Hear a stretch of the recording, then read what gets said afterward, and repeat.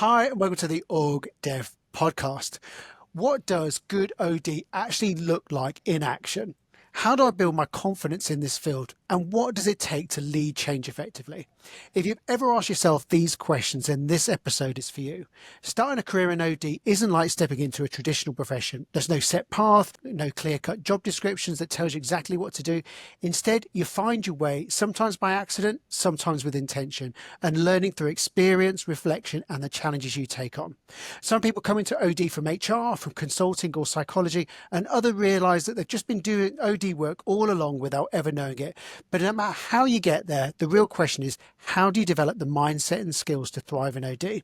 And that's exactly what we're exploring today with Regan Miller. She is the brilliant co-author of the OD, the Accidental Practitioner, and her latest book, OD, the Intentional Practitioner. Her work dives into these different entry points into OD, the shifts that help practitioners grow, and what it really means to be intentional in shaping organizational change. Regan is an experienced OD and HR leader with a strong background in both public and private sectors. She's currently a team lead at the US Office of Personnel Management, where she focuses on organization design within HR solutions, helping public sector organizations and clients across America. Her fascinating career spans significant roles in workplace and succession planning, org design, developing performance cultures, and of course OD. And she's worked with a various number of federal agencies, including the Department of Homeland Security, Department of Commerce, and the Department of Labor as well. Of course, all of her brilliant practical experience is underpinned by academic background. She's got a Bachelor of Science in Psychology and a Master's degree in Organizational Psychology as well. So we're so pleased to have you join us today. Danny and I have been devouring your book all week. Danny, can you please show the bacon bookmarks? Yes. I think that is a podcast record. We've absolutely loved reading your book. So welcome and thank you so much for joining us.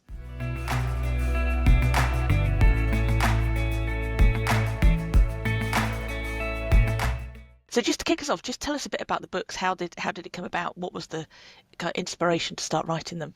Sure, yeah. So Larry and I, he started off as my mentor when I entered into this field. So I just kind of tagged along in a lot of fun ways with him. But we were talking to each other years ago. It was the last ODN conference in Vegas before COVID hit, and we didn't have those events for a few years. And we were sitting in all of these different sessions, and folks were standing up saying, hey, I'm here. I have a question about OD, and I don't know what it even is. I was just told to come here and learn about this. And it was time after time after time people introduced themselves that way. And Larry and I just looked at each other at breakfast and we said, something's happening here. What is this? And I said to him, did it ever occur to you that everyone in this field is an accidental practitioner? And he just kind of stopped and he said, yeah, I am. And I said, yeah, me too. I said, everybody kind of comes into this from a side door more often than not, really. And he goes, well, we could write an article about this. And I said, well, you probably have enough to write a book. And so here we are. We decided to write our first book during the first year of the pandemic. So why not add that to the mix of things? And when we finished Accidental Practitioner, we thought it's not quite done yet. There's more to this. How do you actually go from accidental to intentional? And we wanted to build on those concepts, which resulted in the second book we released last year. Fabulous. So how do you define an accidental practitioner and then an intentional practitioner? What's the difference between the two? Yeah, so accidental is really that person who's kind of coming into the light of understanding I'm doing something that actually has terms around it. It's a field. It exists. There's structure to this. I know I'm doing more than HR. I know I'm doing something other than just leadership development. It's that sort of sensation you're getting of this is something and I'm latching onto it and I want to understand more. And so you're probably more in that like ODN, I think, says for 7 years, you're an emerging practitioner. And I think that's where you go from accidental and into emerging. Once you start grasping the concepts around what OD is to you and how you want to practice it, and you're thinking about how to put this in place in organizations, whether you're internal or external, that's when you're starting to move towards intentional, really digging into those concepts around use of self and your judgments and your bias and the way in which you want to practice and engage in interventions in any organization that you're working with. So you're shaping yourself as a practitioner. Yeah. And I think when I was reading, I think the first chapter you talk about the amount of time it takes to become an expert in a field, and it's kind of, you're in it for the long game, aren't you? It's not something you kind of just pick up and I've sorted it. I'm an expert now. Yeah, you are. And it's, I mean, if you're not a lifelong learner in org development, you're going to end up on your heels at some point, right? You've got to maintain that curiosity. So I think when you're in org development, you realize I'm an accidental practitioner. Sometimes you're 20 years into whatever career you chose or more, right? And so then you go, oh, shoot, I'm a novice again, right? And that's either exciting or terrifying usually. And do you think this something that draws people in to become accidental OD practitioners? What is it that they find they might be doing a different role and they're kind of drawn into OD without meaning to? I think what's happened for me, and I know several others I work with, is you realize that maybe you're working in one specific area, right? Like maybe you're in leadership development or you're in human capital planning, and you just kind of realize it's just something's missing. You're not making the effective change and the long-term systemic change that you could if you look at more than just that one thing. And so I think part of it is this natural craving to go towards more impactful, more sustainable change. And some of it is also just realizing maybe I've mastered this part and I think there's something more to it. And so you start that broader exploration. Yeah, so one of the things that really stood out for me when I read it, and it's just at the beginning of the book, and I think it will resonate with a lot of people. It's kind of about someone that's been asked and tasked to set up an OD function from scratch, and they're not quite sure what it is, and they go away to a conference to go and hang out and spend time with other OD people, but it actually just confuses them even more because it turns out no practitioners can agree with it. And to a certain extent, that's it happening a lot in the UK at the moment. There's a lot of HR or learning and development functions that are rebranding as OD and not necessarily being able to define what it is. Is that something that you noticed a lot in the field? And what have been some of the sort of the solutions that you've had to come up with to support people during that difficult process? Yeah, I've definitely noticed it. This is something that Larry and I kind of philosophize on all the time. But we've noticed that because OD touches so many different areas of expertise in terms of especially people management, we're talking about behavior change, there's a lot of folks who feel that they're doing OD because they're doing a part of it. Well, I think in my organic world, if you're going to be doing OD, it's because you're affecting systems change. You're thinking about more than just one lever. You're thinking about 5 levers. You're working with multiple parts of an organization. It's much more in that system rooting. And that's where in the first book, Larry and I were talking about the future of OD and what is it. And we've talked about how it really needs to be elevated, because if we're just rebranding an HR function as OD, it's still going to be buried in part of an organization. You still might not be supporting the senior most executives who need to hear from you or the board, right? And you still create some barriers to practicing OD effectively if folks are reticent to talk to you, or they don't know what's going to happen to your results. You don't have the ability to actually affect change. All of those things get factored in when you're talking about what is OD and where do we practice it in organizations. Yeah, and one of your chapters is actually called Systems, isn't it? And that's one of the things that we really loved about it is, you talk about the importance of intervening at different levels and in different ways. Sometimes interventions can be just too narrow. To affect change, you have to really sort of embrace it and understand how the system works. And another thing you were saying in terms of understanding the logic about why decisions were made originally before you can then start to understand why change can be made. You can tell we've Yeah. read the Bed book, can't you? Yeah, maybe more than I have. Yeah, and it was so important for us to convey that, because that's where I think folks realize they're moving into org development, is when they start realizing they're thinking about the system. They're thinking about, if I change this, what happens over here? Or I want these behaviors to be different, but if I leave the performance system alone, or the reward system alone, or the hiring system alone, I might never get these behaviors, right?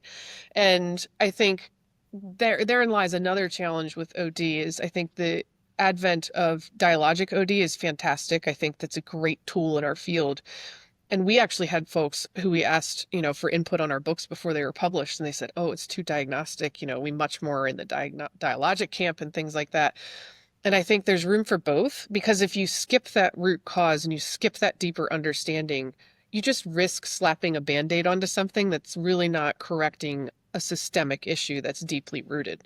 So root cause analysis has a critical role. Can't get hung up in it forever, though. Got to have forward movement too. And I think for me, what's really powerful in your book is the lists of questions that you provide for practitioners to use, that kind of ask these questions, look at the problem or the situation through these lenses.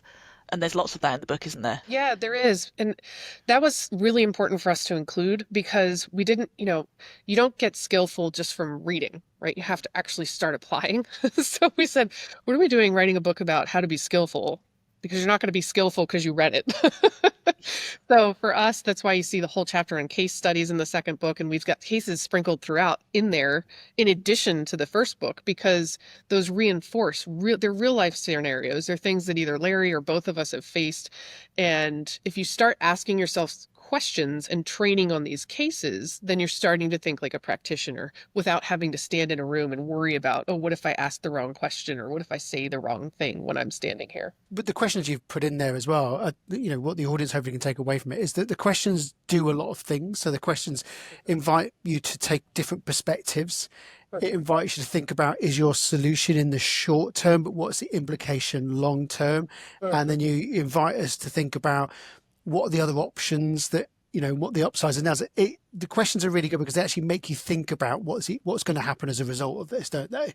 Yes, it's hugely critical to step back as a practitioner because you're part of the intervention. As soon as you're in the room with whoever your client is, whether it's internal or external, you're shaping the future and you are creating change by your presence. So you have to demonstrate those thought processes that you want to embed further into your client situation as well, right? You don't want to have everyone dependent on you to think through those things.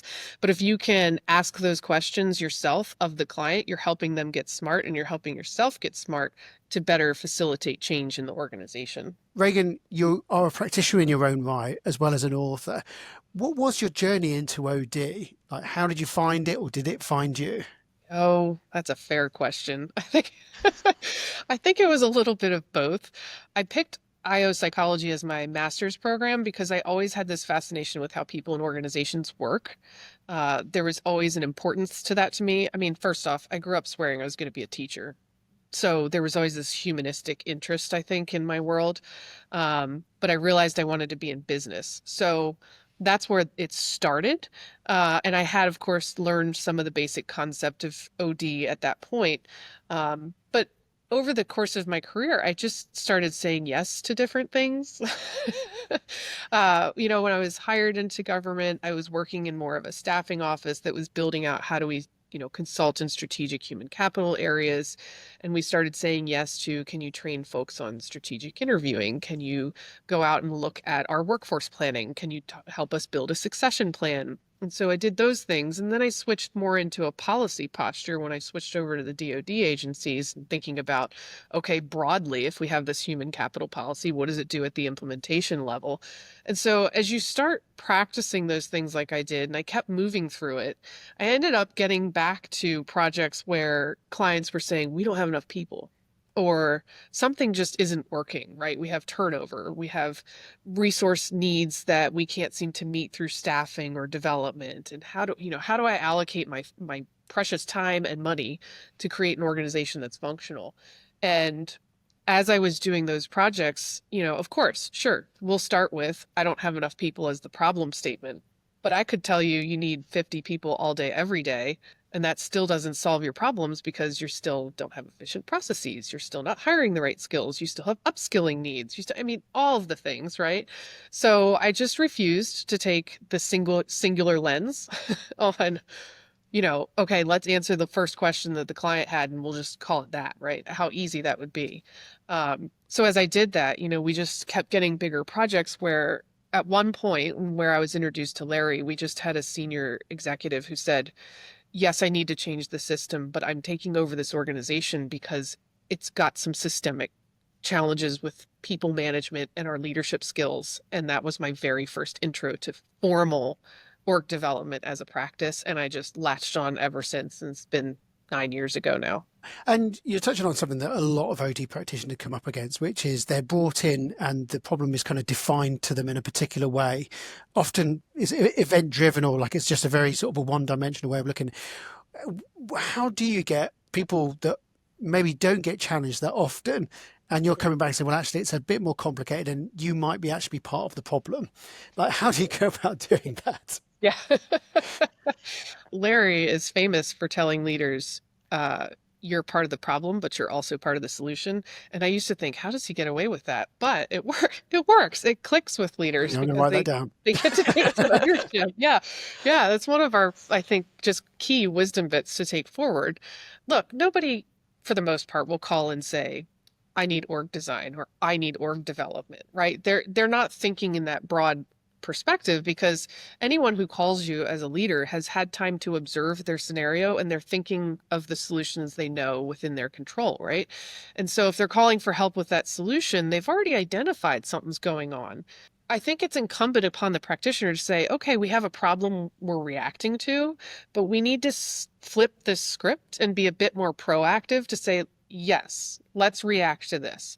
What else do we need to know? And what else do you, client, need to be smart about to make sure we're making all the decisions we need to have sustainable long-term change? And that means we have to focus on something much more broadly than just the question you called or the problem statement you shared with us. And you touch on something in the book, which many large organizations are battle with, is the whole thing about fads.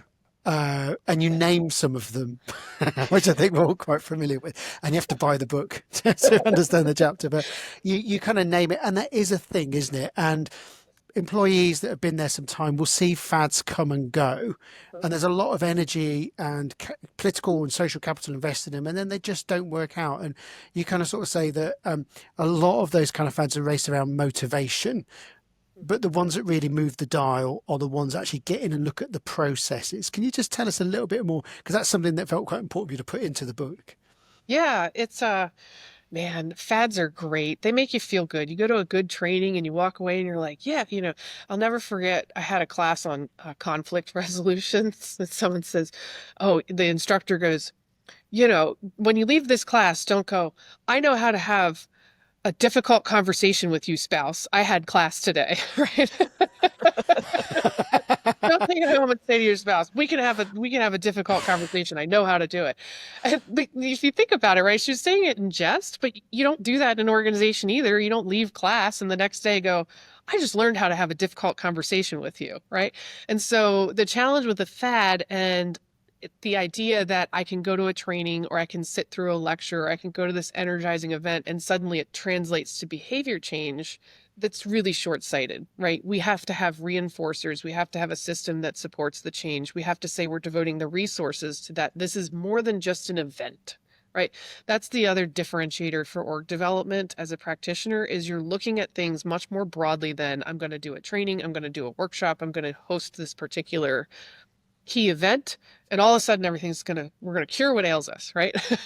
So you can use those things that are seen as fads, as we cite them in the book, as a tool in a larger kit.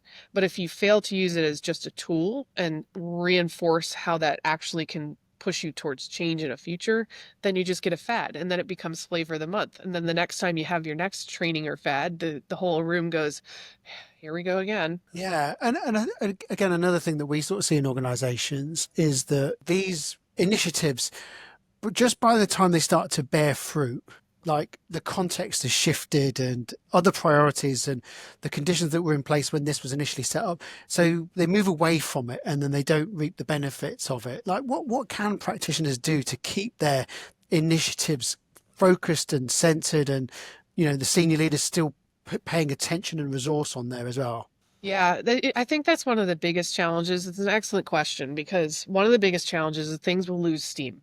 If you're working with an organization and you're being told your project's putting on the back burner, it's likely never going to get picked up again. Or if it does, it's never going to look the same. So one of the biggest things we can do is early be proactive and engage the key leaders, key decision makers, and say, do we have at least 80% of you on board? Are you committed to at least devoting resources to this? The projects that I know I've had fail real quickly were ones where one executive called and had a vision for change and we're 2/3 through the project and they go, I got selected to go to this other role. So-and-so is going to take this over. And they say they're going to take the project over.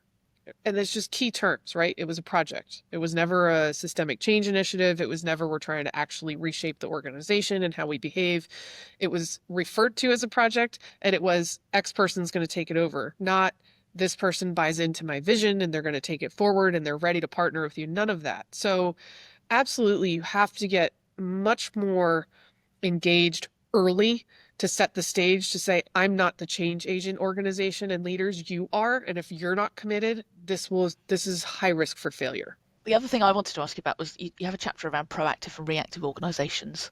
And a lot of the OD practitioners we speak to find themselves in that kind of reactive space where they're just responding, and they find it really hard to get to a position where they're able to be proactive. What advice have you got for people who find themselves in that kind of responding reactive? Well, get used to it. We get called when there's No, but problems. that's really good advice, though, isn't it? Because I think sometimes it's just like, no, well, kill me. It's not, is it? It's Yeah. I mean, people are more prone to want to go to a doctor when they don't feel well versus I feel great. I need that annual physical. It's great to have that relationship in case something goes wrong, right? So the big deal is that when you're faced with the fact that as a practitioner, you're called in a reactive situation, one, cultivate your optimism. If you don't believe change is possible and more broadly than what you have been faced with, then you're in the wrong profession because you have to believe that change is possible, even in the most difficult situations. But two, it's also about building that relationship with the client and saying, I'm happy to partner with you on this. I'm glad that you recognize there's a challenge, but let's talk more about what this could look like if we really think about the whole system and not just this immediate need. For example, you might get a lot of clients a call and say, I need leadership 360s. My leaders aren't effective and we need to see what everyone thinks of them. Okay, right?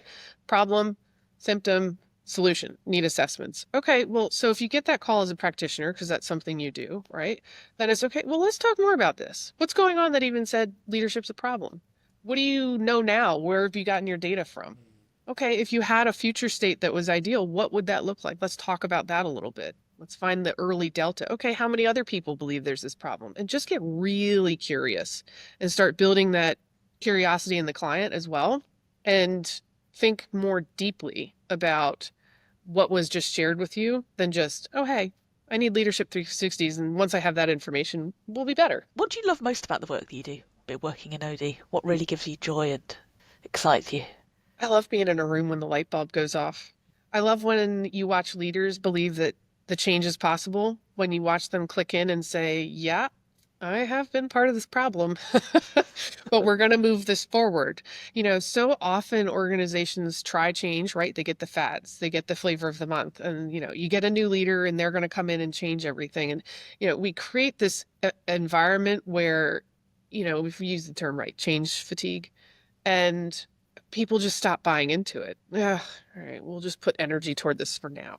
But when you can create that energy behind, we control our destiny in this organization and we are actually shaping it and we're going to bring everybody into this process, and then they get some real energy behind it, there's nothing better because they're taking ownership of that organization and they're going to take it forward and they're going to make change in a way that is with positive intent, hopefully sustainable, and hopefully deeply rooted in what that organization values and their purpose is. You touched on something there that you talk about in the book, actually, which is like good moments to create change. And one of the key moments that you sort of did, because there are sort of moments in time where it's easier to make change than others. And you talk about the fact when then a new leader begins, because there is a change in personality, there's a change in priorities, and that's the optimum moment for an OD practitioner to intervene. Is that advice can you give to sort of OD practitioners for moments like that to make sure they're ready when that happens? Well, you've got to be ready for both the positive of that, right? And the unintended consequences of that, right? Because that didn't happen in a vacuum. So if you've got that change, you want to take advantage of it. You want to help that person get real clear on what's my intent? What do I want to do here? How do I want to engage the system that I have, that I've inherited? Also seeing kind of what their lens is, do they view themselves as having to be the change, right? Or do they want to pull in everybody? And really just inserting yourself as that thought partner that you can go through that real deep conversation about how do we make this meaningful? How do we take advantage of this opportunity to, if you're lucky enough to be engaging in it and coming in and leading a sustaining organization that's healthy, how do we keep those things going, right? Especially if they're inevitably going to want some changes, right? But also if they're inheriting and taking over an organization that's challenged, okay, well, what do you bring to this to make sure that we are working for a healthy organization and that you are leading that in a positive and just constructive way? And then flipping the question, what do you find most challenging about the work that we do?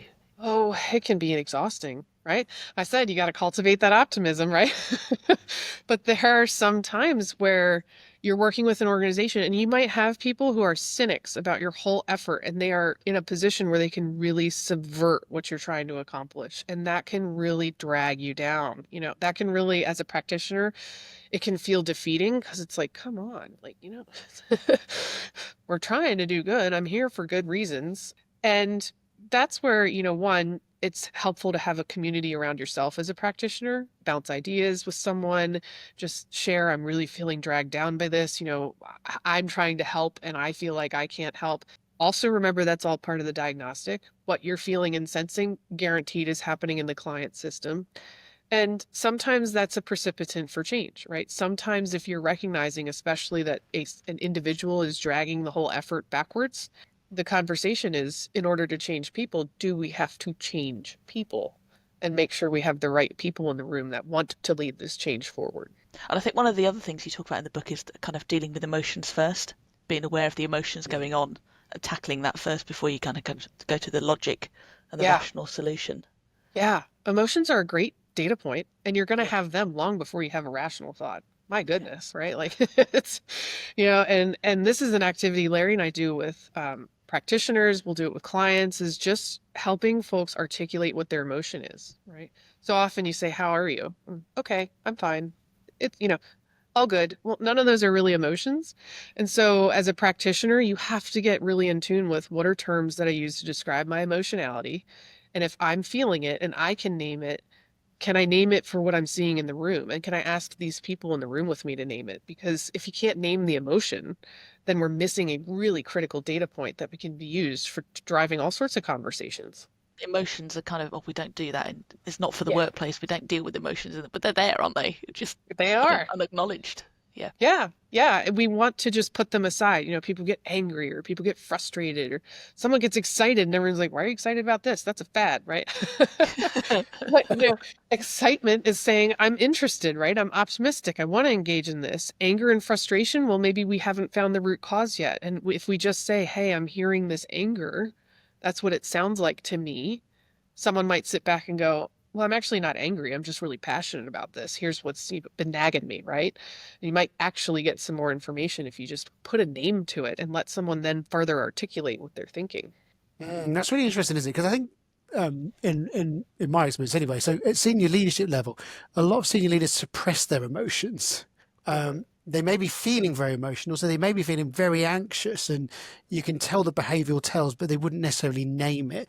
How, for practitioners watching this, how do you create the psychological safety where they feel okay to actually name their emotion? Because although it's perfectly healthy, they may feel making themselves a little bit vulnerable in front of their colleagues, for example, rather than sort of projecting this, I'm in control, this is all fine. Yeah, well, if you're in control and it's all fine, why are you anxious, right? That's a good question. I think that's where practitioners who have some experience with coaching, it benefits them. I found that over the years that the training I continue to engage in executive coaching helps me navigate those situations because you have to meet the executive where they are. But two, sometimes your job is to help name things as a practitioner. So if you're sensing that from a senior leader and you're in a room of senior leaders, there's nothing wrong with as who you are in your role saying, hey, I'm sensing a shift in the room. I'm feeling a tension. Is anyone else feeling that tension? And just you being the one to say, this is what I'm feeling. Are you feeling it? And making it safe to just this exists. And then they can all correct me if I'm wrong. Say, nah, we're fine. Okay. But you have to keep creating those moments where it's okay to surface it. And sometimes the group you're working with will acknowledge it, and sometimes they won't. And if they won't, it's probably just a sign they're not ready. But you just keep gently nudging it over time. And again, that's where org development's not an event, it's a process, because that process can take, several iterations before folks are comfortable. Yeah, and you touch on something because that's that kind of the thing that you get with experience, isn't it? It's that I'm going to make a very light intervention. You can act on this or not, but you don't have to respond perfectly to me now. You don't have to go, I'm having a cathartic moment because you asked the right question at the right time. You kind of sort of making and if they decide to act on it, that's okay. We'll move on. We'll try again in a different way. There's that kind of not feeling the need to be certain and be right at all times. It's uncomfortable. It really is. Because, Here's another difference with org development, a practitioner in it versus a consultant, right? Consultants are called in to be an expert. They're called in to say, here's recommendations on how you solve your problems based on what we know. And if in my perception as what an org development practitioner is doing, you're not there to solve the problem. That has to emerge from the group that you're working with. Your job is to help facilitate the space and the conversations and the process to actually get to that result with the group who needs to own the result. So putting yourself in the position of saying, I'm not here to solve this for you, but I am here to create that safe space and give you the opportunity to do it in a way that maybe you haven't tried before. That's uncomfortable. That's, I think, when we talk about the difference between an accidental and intentional practitioner, when you're an intentional practitioner, that's going to feel much more natural than it does early in your career. Because I have to admit, that's probably one of the things that in the last 8 years, it's taken me a while to be okay with saying, I don't have the answer. What are we doing here? What do you want to talk about, group? It's your conversation. It's your agenda. I set up an agenda with you, but if that gets blown out of the water because this topic is the topic to talk about, are you willing and able to stay there? And is that what you want? And if the answer is yes to all those things, then okay, let's stay here. Let's have this conversation because it clearly matters to you. And are there any emerging trends or topics in your field that you're being fascinated by? Now, we're not saying you should write a book about it, but if you do, that'd be great. Like, what is catching your attention? Man, it's Larry and I talk about this. How many books do we have in us? I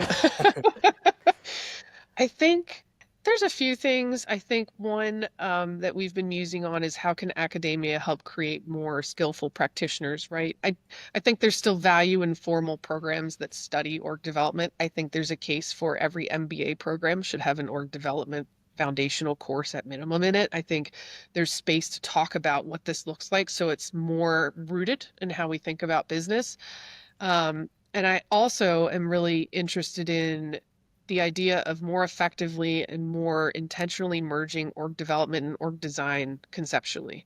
I don't view them as necessarily separate. I practice both regularly in my work, and I think they are very effective when they're used together to help enact change. So, yeah, and I guess one of the big things is that there is so much good research in academia, and yet it never makes its way over to sort of management practice or sometimes even OD practice as well. What are your sort of thoughts in terms of how OD practice can be more informed and more evidence-based in the way that they work? Well, I think that goes back to the lifelong learning thing, right? I think there's great organizations, IODC, IOTA, ODN, the Org Design Forum, the European Org Design Forum, they all have great nexus for sharing journal articles, for having small consortiums, regular chats where people are talking about the theory. It's incumbent upon you, if you're going to practice this, to stay on top of things.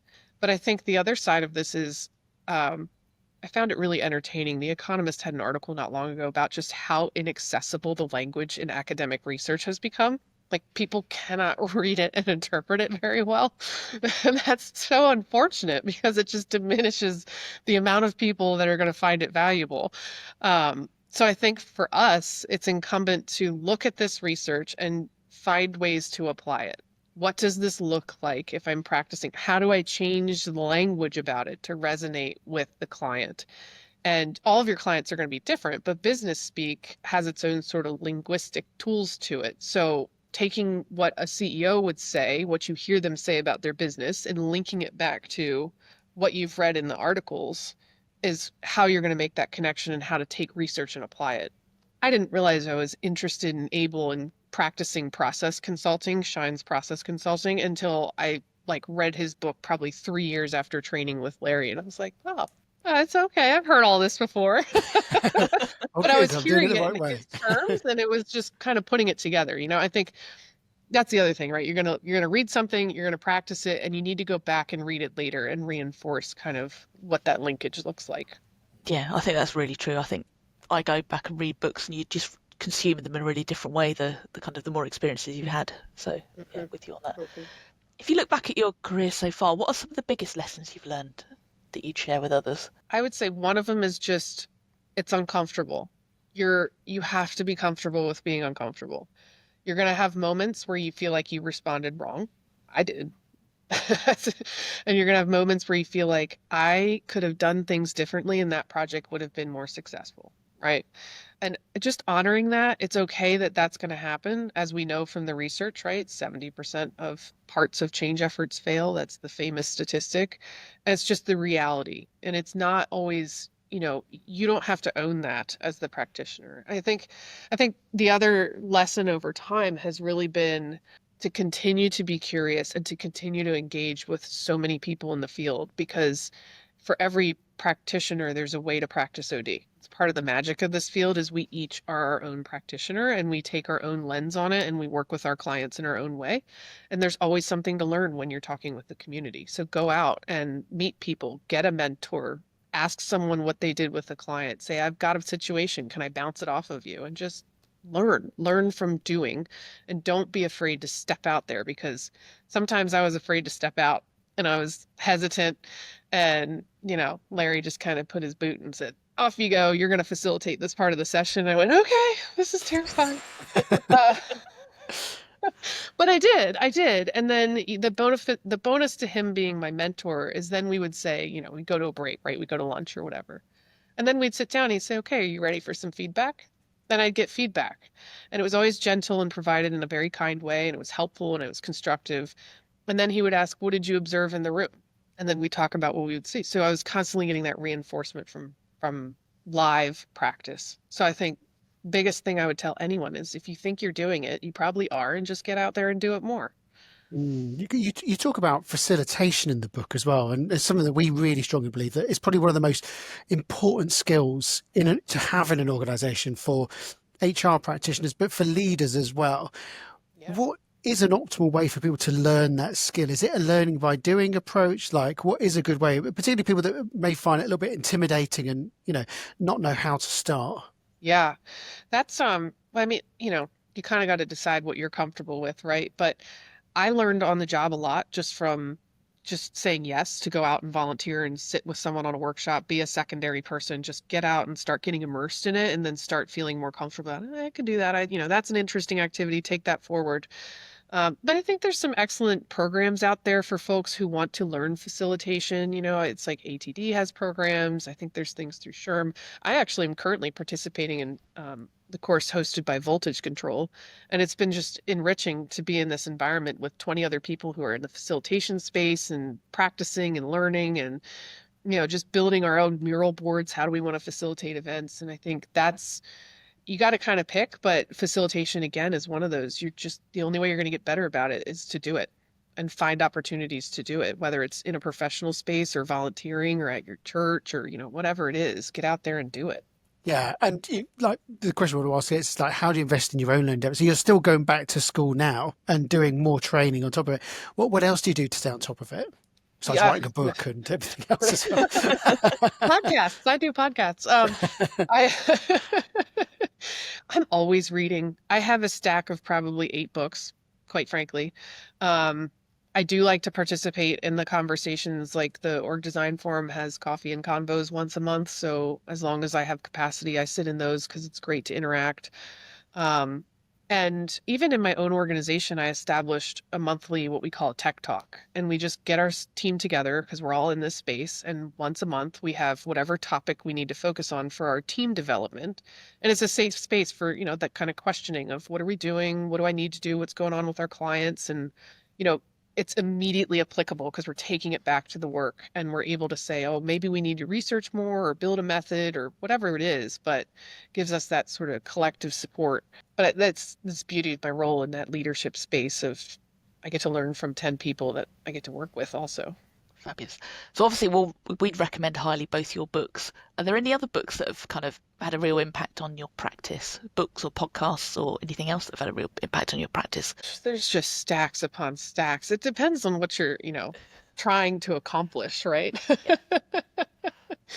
And the terrible thing is I am really horrendous at remembering like author names.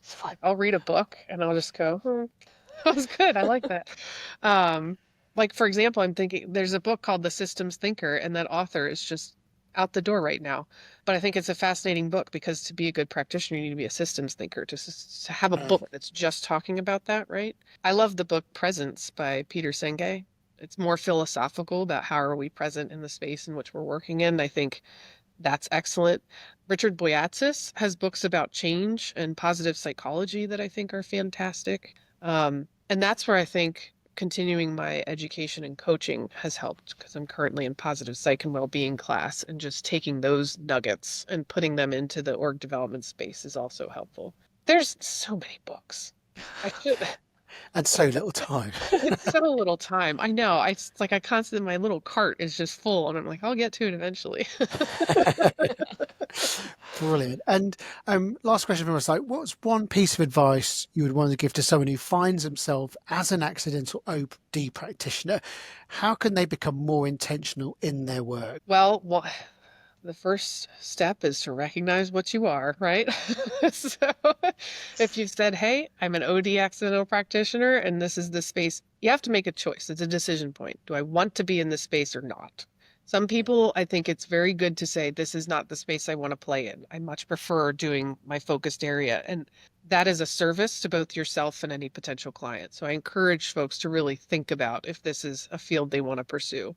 If you decide you want to pursue it, build your community, get engaged with the professional groups that we have available, and get to know yourself. I think, our first book has a whole chapter on use of self. Dave Jameson's out there doing courses on this. And I think it's just critical that you're able to understand your biases, your judgments, your emotional reactions, your ways of thinking about things. What type of conflict do you dive into or avoid? All those things, because that's critical to how you're going to build your relationships in your client settings.